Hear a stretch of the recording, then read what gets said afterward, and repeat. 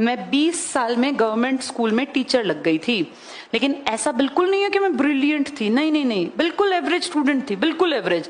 बस मेरे पास भगवान की कृपा से एक मेरे अंदर स्किल थी, मैं मेहनत करने की आदी थी।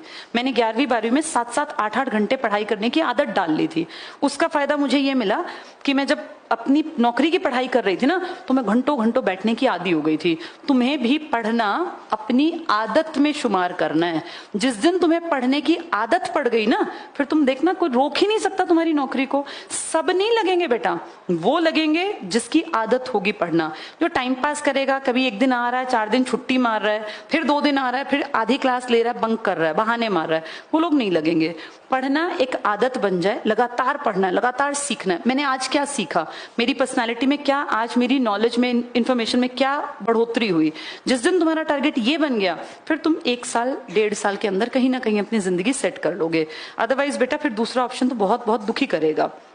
मैंने कल भी कहा था, या तो बैक पे बहुत अच्छा पैसा हो तो बिजनेस बढ़िया चलता है, क्योंकि जानकारियां होती हैं।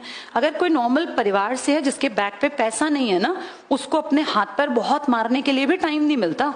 जैसे लाइफ बहुत टफ है बेटा, जिनके पास पैसा नहीं है उनके लिए तो अपने पैर जमाने के ये साल हैं। इनमें मेहनत करके अपने पैर इतनी मजबूती से जमा लो कि कितनी आंधी आए तुम ना उखड़ो। तुम्हारे पास इस तरह की जॉब हो जो कम से कम इतना रुपया तो मेरा इस नौकरी से आता ही रहेगा, बाकी मैं अपना आगे जाके कुछ भी बिजनेस करूं। मैंने भी नौकरी छोड़ दी, 2015 में मैंने नौकरी छोड़ दी, लेकिन मैंने पहले अपने आप को मजबूत किया। ऐसे नहीं कि मैं तो अरे मैं कुछ भी कर सकती हूँ। मेरे अंदर जो योग्यता है ये तो 2003 में भी रही होगी ना, ऐसा तो नहीं ना मैं बिल्कुल जीरो थी, लेकिन उस योग्यता को मैं सोचती कि नहीं मैं नौकरी ना करके कुछ भी करूं। आज मैं जो काम कर रही हूं ना बेटा, इसका बेस मुझे वहीं से मिला। अगर मैं जॉब में ना होती तो मेरे पैर कभी जम ही ना पाते, क्योंकि मेरे पास बैक पे तो कुछ था नहीं। मेरे पिताजी पढ़ाई तो सकते थे, वो मेरे ऊपर 10 लाख ले बेटा तो अपना कोचिंग सेंटर कर ले, ऐसे थोड़ी ना दे सकते थे। तो मैंने पहले अपने आप को मजबूत किया, पैसा कमाया। पैसा कमा के अगर आप वेस्ट भी कर दोगे ना, आपको दुख कम आएगा।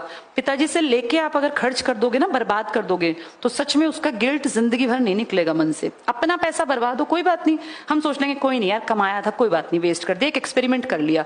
किसी से उधार लेके पैसा एक्सपेरिमेंट मत कर लेना। कई बार ऐसा होता है 8-10 लाख रुपए पिताजी बेचारे कहीं से उठा लाए और बच्चे ने डुबो दिए। ये गलत है बेटा। मेरा ये मानना है कि अगर तुमने कमाया नहीं है ना तो बर्बाद मत करना। तुम्हारे माँ बाप की जिम्मेदारी 12वीं तक थी।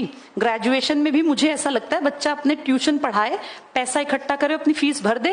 कब तक पिताजी के कंधों पे बैठ के खाओगे? अगर अमीर है पिताजी तो ठीक है भैया, खर्चे करते रहेंगे, लेकिन अगर पिताजी मजदूरी करते हैं, छोटी मोटी दुकान चलाते हैं, कोई छोटी सी नौकरी करते हैं, तो बेटा ज्यादा पैसा वेस्ट मत करो, तुम्हारा हक नहीं बनता। तुम इतने लंबे तगड़े जो उन्होंने कर दिया ना, खिला पिला के पढ़ा के, अपने आप को ब्लेस्ड मानो। कितने लोगों को वो नहीं मिलता जो तुम्हें मिला हुआ है। सबके पैरों में जूते हैं, सबके तन पे कपड़े हैं। अब मेहनत तो तुम्हें ही करनी है, ना पिताजी कर सकते, ना मैं, और ना ईश्वर करके देगा। अपनी मेहनत करके आगे बढ़ना, ये अपनी जिंदगी का एकमात्र लक्ष्य बना लो।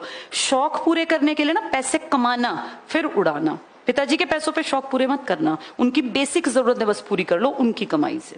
ठीक है, ऑल द बेस्ट बेटा।